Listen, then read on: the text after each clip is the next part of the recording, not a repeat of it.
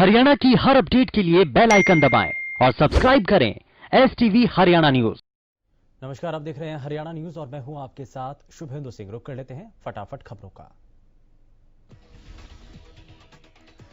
Deputy CM Dushyant Chautala ने शिक्षक दिवस के मौके पर काव्य संग्रह सुराही का विमोचन किया। आपको बता दें कि ये भाखड़ा व्यास मैनेजमेंट बोर्ड के चीफ इंजीनियर गुलाब सिंह नरवाल द्वारा रचित है।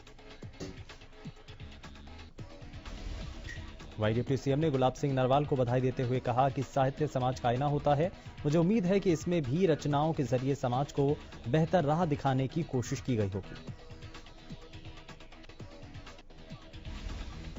शिवसेना प्रवक्ता की ओर से फिल्म अभिनेत्री कंगना रनौत को मुंबई आने को लेकर दी गई धमकी पर हरियाणा के गृह मंत्री अनिल विज ने शिवसेना के नेताओं को नसीहत दी। उन्होंने कहा कि मुंबई भारत का हिस्सा है और कोई भी वहां पर जा सकता है। उन्होंने कहा कि आप किसी का गला नहीं दबा सकते, आप किसी को सच बोलने से रोक नहीं सकते। उन्होंने तंज कसते हुए कहा कि बात बात पर सड़कों पर निकलने वाले मोमबत्ती गैंग इस मुद्दे पर अभी तक चुप क्यों है। कांग्रेस के राष्ट्रीय प्रवक्ता रणदीप सिंह सुरजेवाला ने चीन वार्ता के बहाने केंद्र सरकार पर तंज कसा। उन्होंने कहा कि कभी विदेश मंत्री बात करते हैं तो कभी राष्ट्रीय सुरक्षा सलाहकार बात करते हैं। कोर कमांडर लेवल की बातचीत भी हुई। भारत के रक्षा मंत्री भी चीन के रक्षा मंत्री से मिले। उन्होंने कहा कि बातचीत तो रोज ही हो रही है, लेकिन फिर भी वो बेनतीजा क्यों हो रही है। साथ ही सुरजेवाला ने कहा कि पीएम मोदी चीन को लाल आंख दिखाकर चीन से बात कब करेंगे। फतेहाबाद जिले में कोरोना संक्रमण का आंकड़ा लगातार बढ़ता जा रहा है। आज जिला मुख्यालय पर स्थित एसपी कार्यालय में 5 कर्मचारी कोरोना संक्रमित मिलने से हड़कंप मच गया। दरअसल स्वास्थ्य विभाग के पास बीती रात एसपी कार्यालय का एक कर्मचारी कोरोना संक्रमित मिलने की पुष्टि हुई थी, जिसके बाद एसपी कार्यालय में सैंपलिंग शुरू कर दी गई। सोहना के भौंडसी में बनी जिला मॉडर्न जेल में मोबाइल फोन और सिम कार्ड मिलने का सिलसिला लगातार जारी है। भौंडसी जेल के अंदर पुलिस और जेल प्रशासन की ओर से चलाए गए सर्च ऑपरेशन के दौरान एक सप्ताह के भीतर 19 मोबाइल फोन और सिम कार्ड बरामद किए गए। एसपी क्राइम ने जानकारी देते हुए बताया कि भौंडसी जेल में बंद कैदी बाहर भी आपराधिक वारदातों में संलिप्त पाए जा रहे थे, जिनकी शिकायत बार बार पुलिस को मिल रही थी।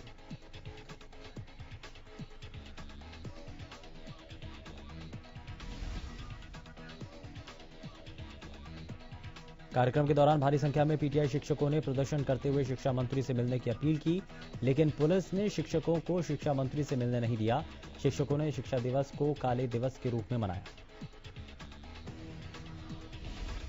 शिक्षा मंत्री कंवरपाल गुर्जर ने पीटीआई अध्यापकों के मामले में कहा कि सरकार कोर्ट के आदेश का पालन कर रही है और जिस तरह से कोर्ट ने आदेश दिया था उसी के अनुसार सरकार ने कदम उठाया।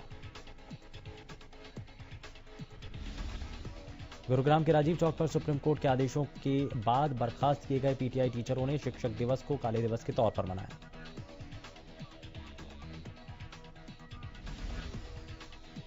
पीटीआई शिक्षकों ने सिर पर काली पट्टी बांधकर प्रदर्शन किया। प्रदर्शन कर रहे पीटीआई शिक्षकों का कहना है कि सरकार ने पीटीआई शिक्षकों को रोड पर बिठा दिया।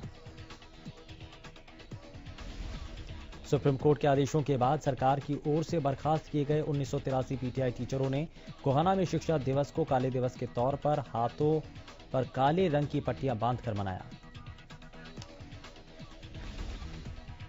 पीटीआई टीचरों ने कहा कि हरियाणा सरकार हमारी सुध ले और बदले की भावना को छोड़ दे, नहीं तो आने वाले समय में इसका नतीजा सरकार को भुगतना होगा। झज्जर में 1983 बर्खास्त पीटीआई अपने नौकरी की बहाली को लेकर पिछले 83 दिनों से लगातार धरना और प्रदर्शन कर रहे हैं, लेकिन राज्य सरकार या केंद्र सरकार उनकी सुनवाई नहीं कर रहा। पीटीआई शिक्षकों ने नई शिक्षा नीति का जिक्र करते हुए कहा कि सरकार हर चीज का निजीकरण अलग करने में लगी है। इसमें शिक्षा विभाग भी अछूता नहीं है। आने वाले समय में शिक्षा विभाग का भी निजीकरण कर दिया जाएगा।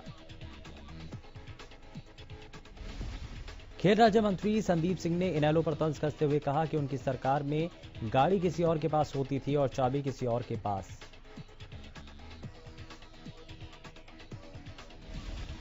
खेल राज्य मंत्री संदीप सिंह ने बताया कि स्टेडियम से लेकर पीएससी निर्माण तक सभी काम पिहोवा विधानसभा में हो रहे हैं। खेल मंत्री ने कहा कि प्रदेश में जो खिलाड़ी अच्छे मेडल लाएगा और प्रदेश का नाम रोशन करेगा, उन्हें खेल विभाग में कोच के उच्च पदों पर नियुक्ति दी जाएगी। पंचकुला में शनिवार को 191 कोरोना मरीजों की पुष्टि हुई और एक मरीज कोरोना से उसकी जान गई।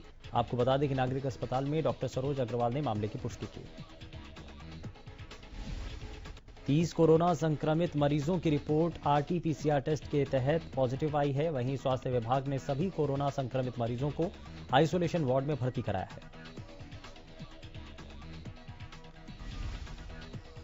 कोरोना को लेकर स्वास्थ्य विभाग जाखल की टीम ने जाखल के सभी होटल, ढाबों और रेहड़ियों पर खान पान की सामग्री बेचने वाले सभी लोगों के कोरोना जांच के लिए सैंपल लिए। जाखल सामुदायिक स्वास्थ्य केंद्र प्रभारी डॉक्टर राजेश क्रांति के नेतृत्व में बाजार पहुंची तो दुकानदारों में हड़कंप मच गया। वहीं कई दुकानदारों ने इसका विरोध किया, लेकिन स्वास्थ्य विभाग की टीम की ओर से उन्हें समझाकर उनके सैंपल लिए गए।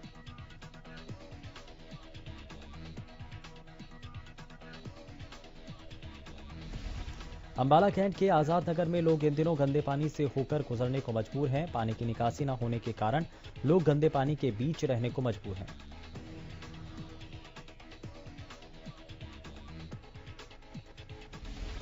पलवल में पुलिस और स्वास्थ्य विभाग की टीम ने संयुक्त छापेमारी कर 15 लाख रुपए की नकली दवाइयां बरामद की। पूरे मामले को लेकर थाना प्रभारी सत्यनारायण ने बताया कि उन्हें सूचना मिली थी कि बाबूपुर गांव में एक मकान में नकली दवाइयां भरी हुई हैं, जिसके बाद स्वास्थ्य विभाग को सूचित किया गया। झज्जर में पिछले 1 महीने से आशा वर्कर धरना प्रदर्शन कर रही हैं। आशा वर्करों ने सरकार पर वादा खिलाफी का आरोप लगाते हुए कहा कि हमसे काम तो ज्यादा लिया जाता है, लेकिन वेतन महज 4,000 रुपए ही दिए जा रहे हैं।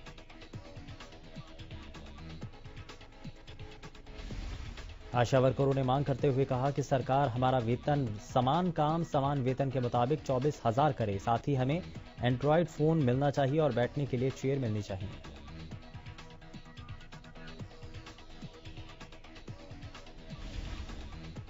कैथल में आंगनवाड़ी वर्कर हेल्पर की महिलाओं ने जिला स्तर पर कैथल के लघु सचिवालय में रोष मार्च निकालते हुए राज्य मंत्री कमलेश टांडा के निवास पर धरना प्रदर्शन किया। आंगनवाड़ी वर्कर हेल्पर का कहना है कि लंबे समय से किसी अधिकारी ने उनसे बातचीत करने की जहमत नहीं उठाई। उन्होंने कहा कि अगर जल्द हमारी मांगों को नहीं माना गया तो हम आंदोलन को तेज करेंगे और सड़कों पर उतरेंगे।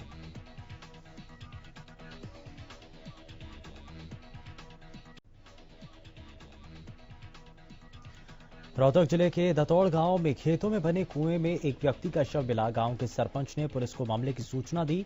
सूचना पर सांपला थाना पुलिस और एफएसएल की टीम मौके पर पहुंची। हरियाणा सरकार ने करनाल जिले के गांव निगदू के सरकारी स्कूल और सोनीपत के एक सरकारी स्कूल में शैक्षणिक स्तर शुरू करने का एक प्रोग्राम बनाया, जिसके तहत गांव निगदू के सरकारी स्कूल में पढ़ने वाले बच्चों के 95% से ज्यादा परिजनों ने स्कूल खोलने के लिए बकायदा लिख कर दिया। इसके बाद हरियाणा सरकार ने ये स्कूल शुरू करने का फैसला लिया। कोरोना में आर्थिक मंदी से जूझ रहे किसानों को दोहरी मार झेलनी पड़ रही है। दरअसल कई इलाकों में नरमा कपास उत्पादक किसानों की फसल नष्ट हो चुकी है। किसानों का कहना है कि भट्टू बेल्ट में नरमे की फसल बहुत ही बुरी तरह से प्रभावित हुई है। पिछले दिनों हुई तेज बारिश के बाद खेतों में जलभराव हो गया, जिससे उनकी फसलें खराब हो गईं। किसानों का कहना है कि 1 एकड़ फसल तैयार करने में उनका करीब 20,000 रुपए का खर्चा आता है। इसलिए सरकार उन्हें कम से कम 20,000 रुपए प्रति एकड़ के हिसाब से मुआवजा दे। सिरसा में पिछले दिनों सफेद मक्खी और ब्लास्ट की बीमारी से नरमे कपास की खराब हुई फसल के नुकसान की भरपाई के लिए अब जिला प्रशासन ने सर्वे करना शुरू कर दिया है। सिरसा के कई गांवों में सैकड़ों एकड़ नरमे की कपास की फसल खराब हुई थी, जिसकी शिकायत मिलने के बाद जिला प्रशासन अब सर्वे करने में जुटा है। कृषि विभाग के मुताबिक कुछ गांवों में 15% ही नरमे कपास की फसल खराब हुई और उनके विभाग के अधिकारी फील्ड में जाकर किसानों से जानकारी जुटा रहे हैं।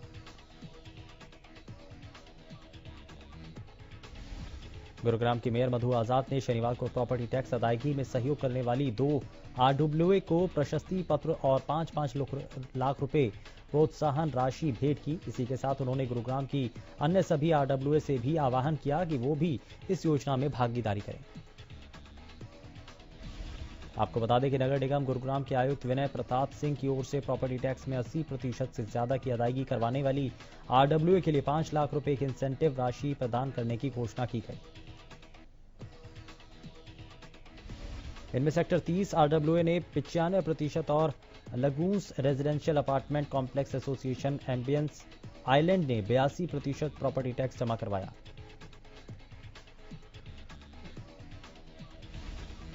पानीपत में एल&टी कंपनी पर नगर निगम के लाखों का टैक्स बकाया है। बताया जा रहा है कि कंपनी ने 98,38,000 रुपए प्रॉपर्टी टैक्स की अदायगी नहीं की।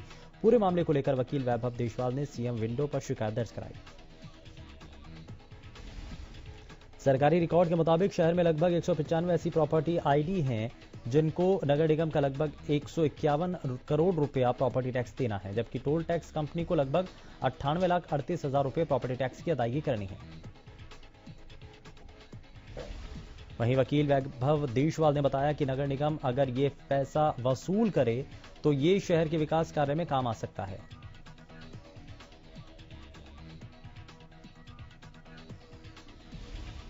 नूह के नोहिगा कला गांव में गौहत्या और गौ तस्करी रोकने के लिए एक महापंचायत आयोजित की गई। इस दौरान पंचायत में कई बड़े फैसले लिए गए, जिसमें गांव में गौहत्या और गौ तस्करी का दोषी पाए जाने पर 51,000 रुपए का जुर्माना देना होगा।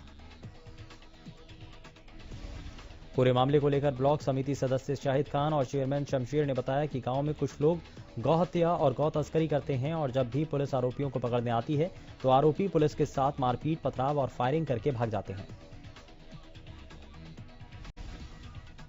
राष्ट्रीय राजमार्ग नंबर 19 पर चल रहे पुल निर्माण कार्य के कारण प्रोतला में लंबा जाम लग गया। जाम लगने के बाद लोगों को घंटों परेशानी का सामना करना पड़ा। वाहन चालकों का कहना है कि इन पुलों के निर्माण कार्य को बहुत धीमी गति से किया जाता है।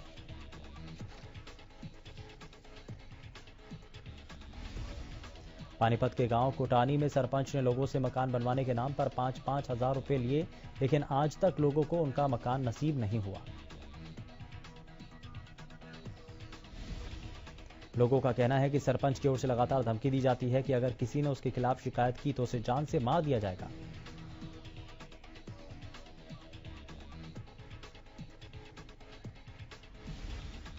झज्जर में सड़कों पर घूमते आवारा पशुओं को सुरक्षित जगहों पर रखे जाने को लेकर वकीलों ने अदालत का दरवाजा खटखटाया। उधर सरकार भी राजस्थान और दूसरे राज्यों से आने वाले पशुओं के प्रवेश को रोकने की तैयारी कर रही है।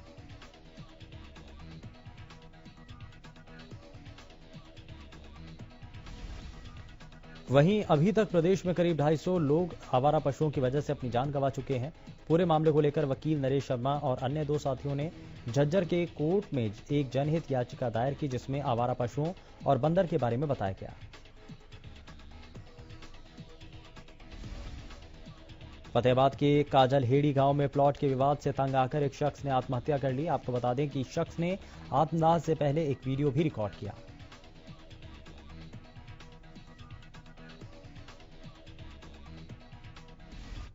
फिलहाल के लिए बस इतना ही। नमस्कार।